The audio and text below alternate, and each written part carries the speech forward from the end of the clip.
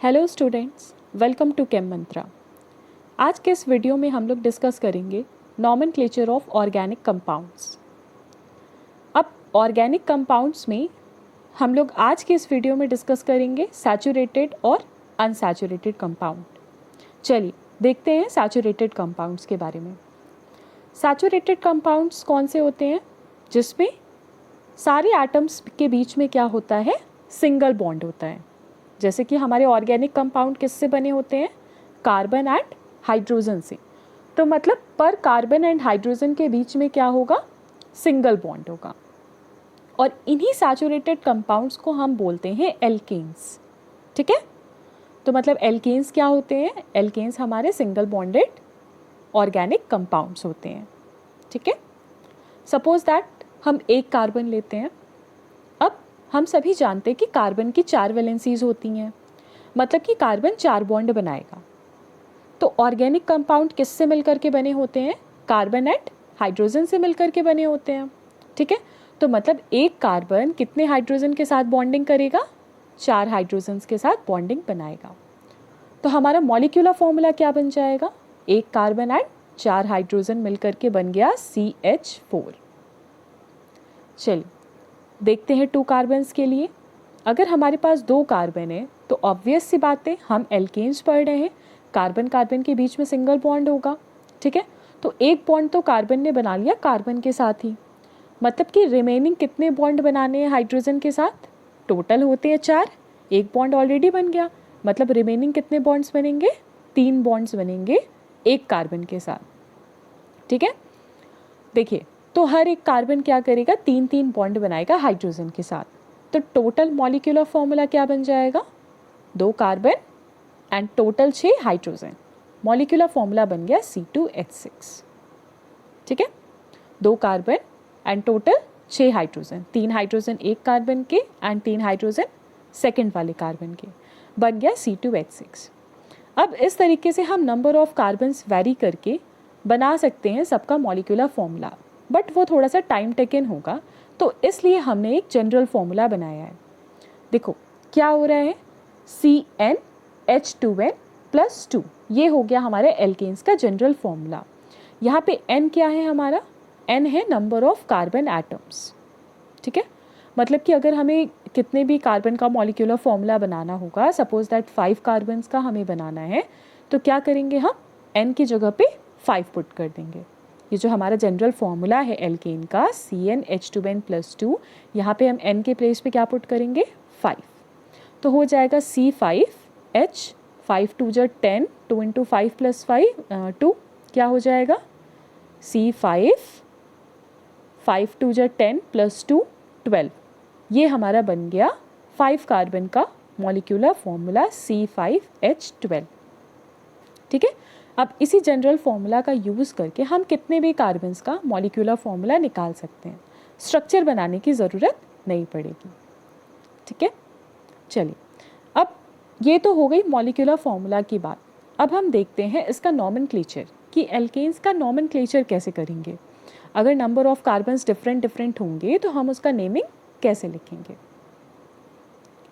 Suppose that हमारे पास है एक कार्बन, तो एक कार्बन का मॉलिक्यूलर फॉर्मूला हमने क्या बनाया था ऊपर?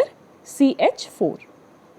ठीक है, एक कार्बन के लिए मॉलिक्यूलर फॉर्मूला हो जाएगा CH4। इस जनरल फॉर्मूले में भी पुट करके हम निकाल सकते हैं। तो देखिए जहाँ पे भी एक कार्बन होगा तो वहाँ पे हम क्या यूज़ करेंगे? उसके नेम के लिए मेथ वर्ड यूज़ करेंगे।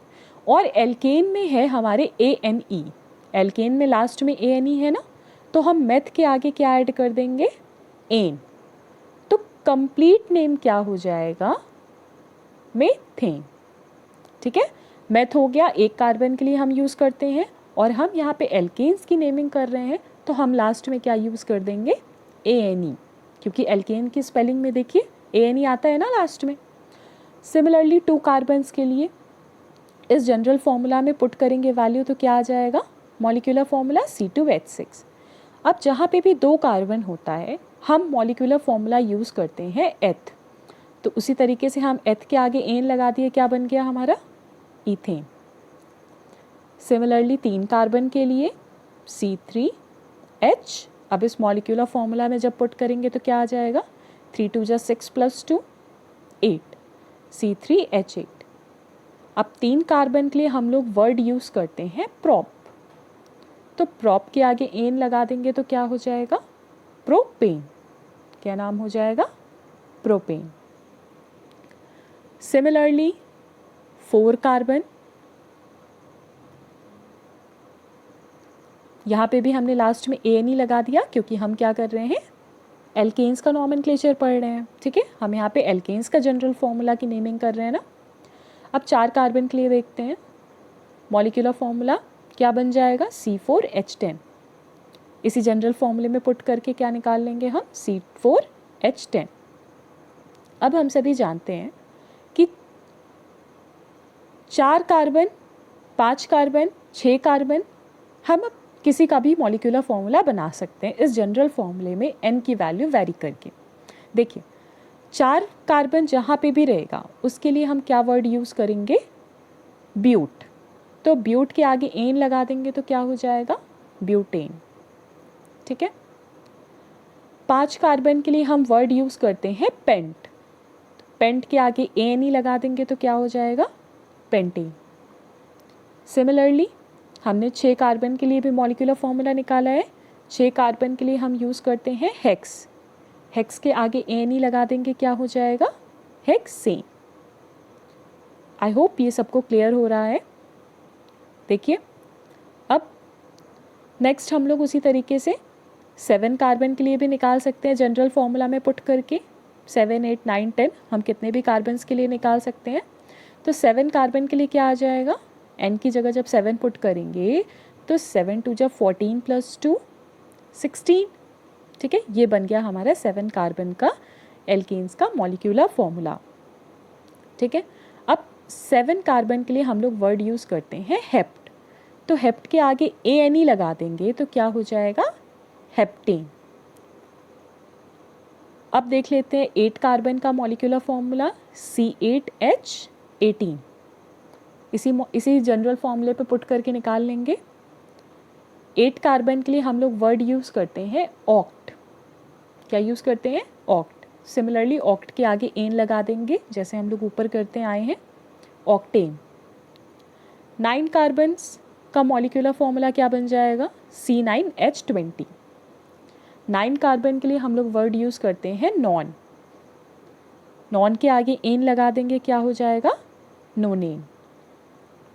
अब आते हैं हम 10 कार्बन पे, 10 कार्बन का जनरल फॉर्मूला बन जाएगा C10H22 और 10 कार्बन के लिए हम यूज़ करते हैं डेक, तो पूरा नाम क्या हो गया, डेकिन। ये हो गया हमारा सैचुरेटेड ऑर्गेनिक कंपाउंड्स का नॉमेनक्लेचर, ठीक है, जिनको हम एल्केन्स भी बोलते हैं। तो ये हो गया हमारा एल्केन्स का नॉमेनक्लेचर। अब जितने भी नंबर ऑफ कार्बन्स का पूछा जाएगा हम यहाँ से बता देंगे। अब नेक्स्ट टॉपिक हम लोग पढ़ते हैं अनसैचुरेटेड हाइड्रोकार्बन्स। अनसैचुरेटेड हाइड्रोकार्बन्स कौन से होते हैं, जिसमें कार्बन कार्बन के बीच में डबल बॉन्ड हो या फिर कार्बन कार्बन के बीच में क्या हो, ट्रिपल बॉन्ड्स हो, ठीक है। डबल बॉन्ड भी हो सकता है, ट्रिपल बॉन्ड भी हो सकता है। डबल बॉन्ड वाले को हम लोग बोलते हैं एल्कीन, ठीक है।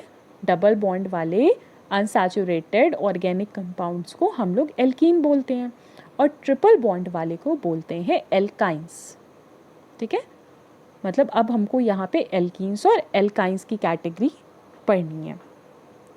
देखिए सपोज दैट, एल्कीन्स के बारे में पहले डिस्कस कर लेते हैं। सपोज दैट कोई 2 कार्बन है, ठीक है। कार्बन कार्बन के बीच में क्या है, डबल बॉन्ड है। ऑब्वियस सी बात है, कार्बन कार्बन के बीच में डबल बॉन्ड होगा तभी वो एल्कीन कहलाएगा ना।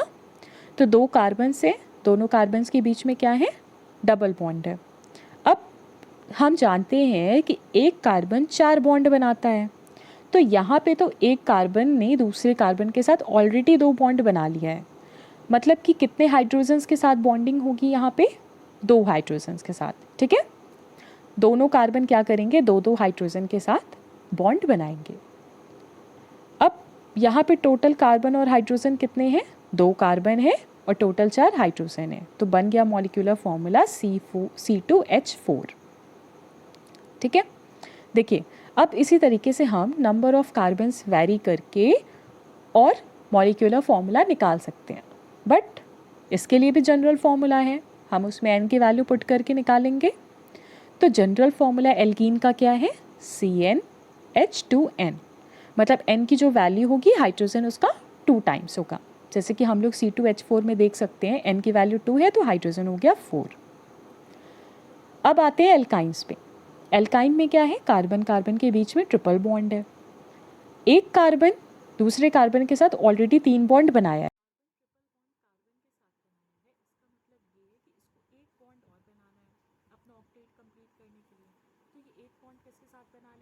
हाइड्रोजन के साथ बनाएगा, मतलब ये वाला कार्बन एक बॉन्ड हाइड्रोजन के साथ बनाएगा और ये वाला कार्बन भी एक बॉन्ड हाइड्रोजन के साथ बनाएगा। तो यहाँ पे हमारा मॉलिक्यूलर फॉर्मूला क्या हो जाएगा, C2H2, 2 कार्बन है 2 हाइड्रोजन। एक एग्जाम्पल और देख लेते हैं।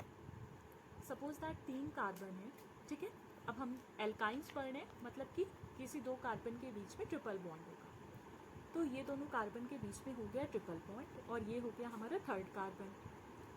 देख लेते हैं, ये वाला कार्बन इस कार्बन के साथ दूसरे कार्बन के साथ 3 बॉन्ड बनाया, मतलब ये एक बॉन्ड बनाएगा हाइड्रोजन के साथ, ये हो गई एक बॉन्ड हाइड्रोजन के साथ। इस वाले कार्बन के कितने बॉन्ड्स हैं, 1 2 3 एंड 4, मतलब कि ये वाला कार्बन 4 बॉन्ड बनाया है, इसका ऑक्टेट कंप्लीट है। तो अब यहाँ पे किसी भी हाइड्रोजन के साथ बॉन्डिंग नहीं है। नेक्स्ट कार्बन को देख लेते हैं।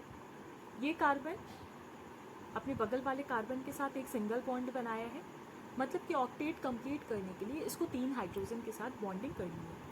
1 2 3, 3 हाइड्रोजन के साथ यहाँ पे बॉन्डिंग हो गई। मॉलिक्यूलर फॉर्मूला क्या बन जाएगा हमारा, 1 2 3, 3 कार्बन है टोटल और हाइड्रोजन कितने हैं, 1 2 3 एंड 4, 4 हाइड्रोजन है, मतलब हमारा मॉलिक्यूलर फॉर्मूला बन गया C3H4। अब एल्काइंस का भी जनरल फॉर्मूला होता है, जैसे कि एल्केन और एल्कीन का होता है, उसी तरीके से एल्काइन का भी जनरल फॉर्मूला होता है। इसका जनरल फॉर्मूला क्या होता है, CnH2n -2, CnH2n -2। अब हम यहाँ पे कार्बन के नंबर्स वैरी करा करके कितने भी कार्बन का मॉलिक्यूलर फॉर्मूला निकाल सकते हैं। सपोज दैट अगर हम n की वैल्यू 3 लेते हैं, n की वैल्यू अगर हम 3 लेते हैं तो क्या आ जाएगा हमारा, C3H2 × 3 -2। देखिए C3, 3 2 6 -2 4, यानी C3H4 आ गया ना 3 कार्बन के लिए मॉलिक्यूलर फॉर्मूला एल्काइन का। ये तो बात हो गई स्ट्रक्चर और उसके मॉलिक्यूलर फॉर्मूला की। अब हम देख लेते हैं कि हम एल्कीन्स और एल्काइंस की नेमिंग कैसे करते हैं। तो जहाँ पे भी हमारा एल्कीन्स होगा, मतलब डबल बॉन्ड किसी भी अगर मॉलिक्यूलर फॉर्मूला में प्रेजेंट होगा, किसी भी स्ट्रक्चर में अगर डबल बॉन्ड प्रेजेंट होगा तो हमें समझ जाना है कि वो एल्कीन्स है। तो रूट वर्ड जो होता है वो तो सेम रहेगा। रूट वर्ड क्या होता है कि अगर हमारे पास एक कार्बन है उसके लिए मेथ, 2 कार्बन है तो उसके लिए हो जाएगा एथ, 3 कार्बन है तो उसके लिए हो जाएगा प्रॉप। ये हम लोग पहले भी पढ़ चुके हैं, अप टू 10 कार्बन्स के रूट वर्ड्स हम देख चुके हैं, मेथ, एथ, प्रॉप, ब्यूट, पेंट, हेक्स, हेप, ठीक है, ऑक्ट, नॉन, डेट। करना क्या है, अगर हमें एल्कीन का नेमिंग करनी होगी तो हम ये रूट वर्ड के आगे ENE लगा देंगे।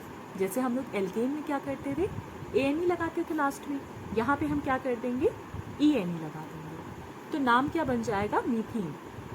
सिमिलरली अगर एथ के आगे ENE लगाएंगे, इसका नाम क्या बन जाएगा, इथीन। ये है हमारा प्रॉप, ठीक है। ईन लगा देंगे क्योंकि हम अभी एल्कीन्स की सीरीज पढ़ रहे हैं, एल्कीन्स का नॉमेनक्लेचर पढ़ रहे हैं, तो क्या नाम हो जाएगा इसका, प्रोपीन, ठीक है। ये बात हो गई एल्कीन्स के नॉमेनक्लेचर की। इसी तरीके से अगर 4 कार्बन के लिए लिखना होगा तो ब्यूटीन, 5 कार्बन के लिए लिखना होगा तो पेंटीन, इसी तरीके से कंटिन्यू हो जाएगा। सपोज दैट अगर हमें एल्काइंस का नॉमेनक्लेचर लिखना है, अगर हमें एल्काइंस के लिए लिखना है तो यहाँ पे हमें क्या करना होगा, रूट वर्ड के आगे YNE लगा देंगे हम। जैसे हम एल्केन में ANE लगाए, एल्कीन में ENE लगाए, सिमिलरली हम एल्काइन के लिए क्या करेंगे, रूट वर्ड के आगे AN YNE लगा देंगे, ठीक है। सपोज दैट अगर हम C2 की बात करें, C2 की बात करें तो मतलब 2 कार्बन्स के लिए तो क्या हो जाएगा, C2 के लिए रूट वर्ड होता है एथ, YNE लगा देंगे तो नाम क्या हो जाएगा, इथाइन। C3 की बात करें, 3 कार्बन का अगर मॉलिक्यूलर फॉर्मूला हम बनाते हैं एल्काइन का तो क्या नाम हो जाएगा, प्रोप, YNE, प्रोपाइन। सिमिलरली अगर हम 4 कार्बन्स की बात करें तो C4, 4 कार्बन का अगर हम एल्काइन का मॉलिक्यूलर फॉर्मूला लिखते हैं तो रूट वर्ड क्या हो जाएगा, ब्यूट, और उसी के आगे YNE लगा देंगे, ब्यूटाइन, ठीक है। यहाँ पे एक थोड़ी सी मिस्टेक हो गई है, इसको फिर से देख लीजिएगा। कभी भी एल्कीन्स में एक कार्बन का स्ट्रक्चर नहीं बनता है।